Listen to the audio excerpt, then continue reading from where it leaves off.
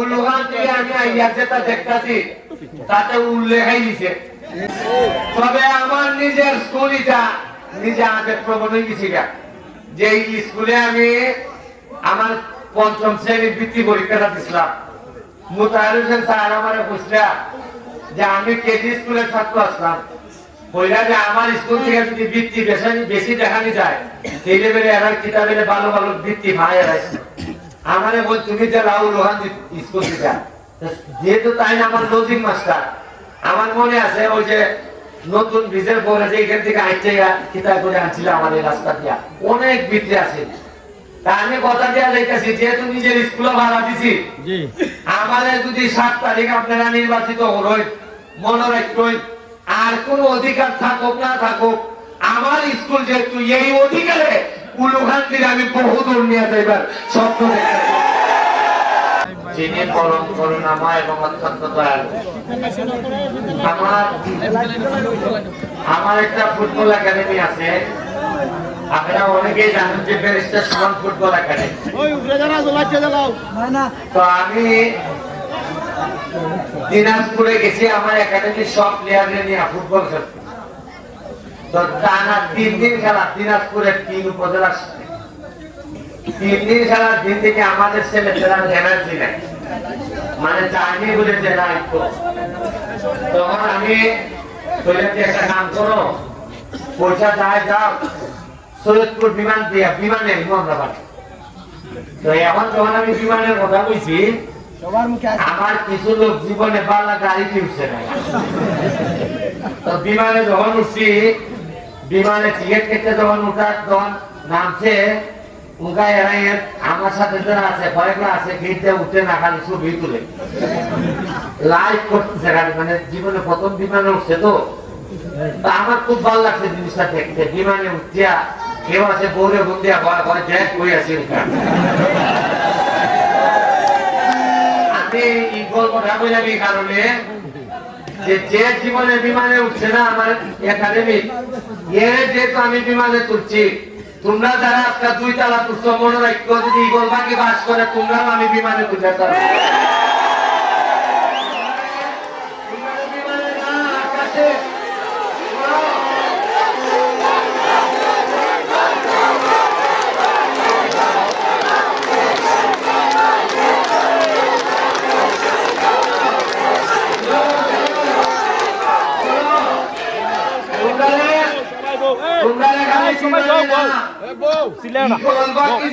আকাশে উড়ে 5 কিলোমিটার দূর থেকে সে তার নিশানা দেখতে পায়। আমি তোমরা এমন ভাবে তৈরি করবো খালি আকাশে না 5 কিলোমিটার দূর থেকেও যাতে 2 নম্বর লোক ধরতে পারো, এইভাবে তৈরি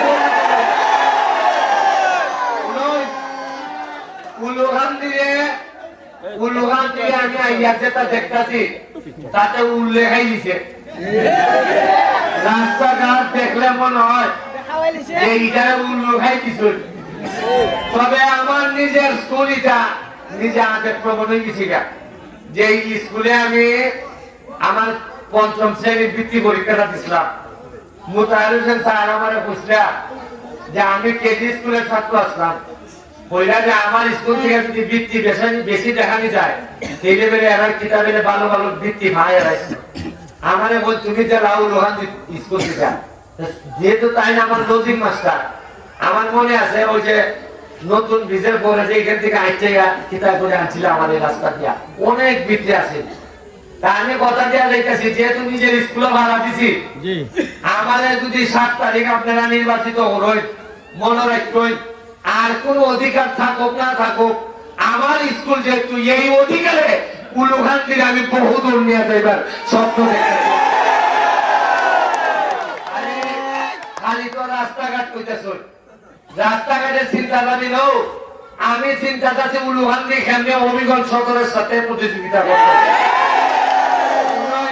উলুখানদের মানুষ একটা জিনিস ভালো জানে, উলুখানদের মানুষ যখন একত্রিত হয়, আমি উনছি, আমি দেখছি না এখন পর্যন্ত, আমি উনছি অন্য গ্রামের মানুষ একত্রিত হইলে কিতা হয় জানি না, তবে উলুখান্দি গ্রামের মানুষ একত্রিত হইলে বলে ভূমিকম্প তৈরি হয়।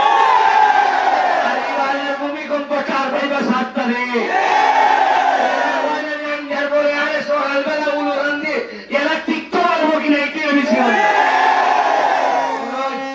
আমি স্বপ্ন দেখি যদি এমপি বানাই প্রতি এলাকায় ওয়ার্ডে ওয়ার্ডে একটা খেলার মাঠ বানাইতাম। আরে সরকার তো বলে সরকারের টেকা না দিলে নিজের ভোট আত্মীয় অভ্যাস আমার আছে। আমি তো বিশ্বাস করি আমার শরীরের মধ্যে 360 জন আউলিয়ার কারো না কারো রক্তের সিধা মোটা আমার শরীরে আছে।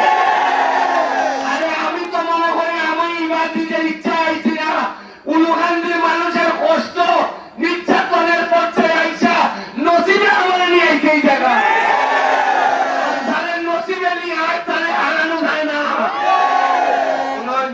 এরা নৌকার নমিনেশন নিয়ে আইছে আর আমি শেখ হাসিনার পারমিশন নিয়ে আইছি।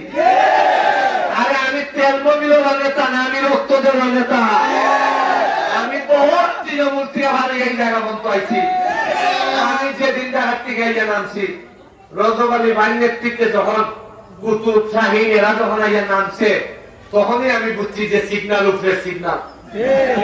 কারণ এই সময় তো আমি কিচ্ছু না, আজকে না আপনারা অনেক মানুষ আইসুন 7 নম্বরের মঞ্চে আমি যখন নামিয়া ঘোষণা দিছি যে স্বতন্ত্র নির্বাচন কর্ম নেত্রীর আদেশ অনুযায়ী 7 নম্বরের গোলাভান্তে আমাদের যে শক্তি যোগাইছে, আমি একটা কথা হইয়া যাই যদি জীবনে ক্ষমতা পাই 7 নম্বরে আর পারি না পারি উন্নয়নের দিক থেকে 1 নম্বর বানাইবার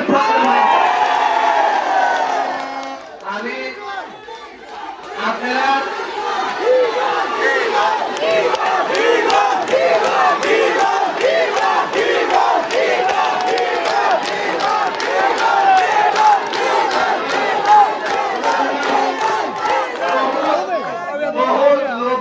চেষ্টা করছে রাইতে লোক দেখাইছে, নেতা নেত্রী যারা আছেন সবাই লোক দেখাইছে। 7 নম্বরের যারা আওয়ামী লীগ করেন না তারাও হইয়া দিতেছে। আপনারা বলে রাখুন আওয়ামী লীগ আমি করি আমার ভোট দিবা কিনা আপনার সিদ্ধান্ত। তবে মনে রাখবেন যদি ভোট দেন তাহলে যে কাম আমি 7 নম্বরে কইরা যাইব সারা জীবন আমার অন্তত দোয়া দিয়ে যাইবা, এটা শেয়ার থাকবেন আপনারা। রাস্তাঘাট দেখা যায় আওয়ামী লীগ না সবাই রাস্তাঘাট দিয়ে চলাফেরা করবে।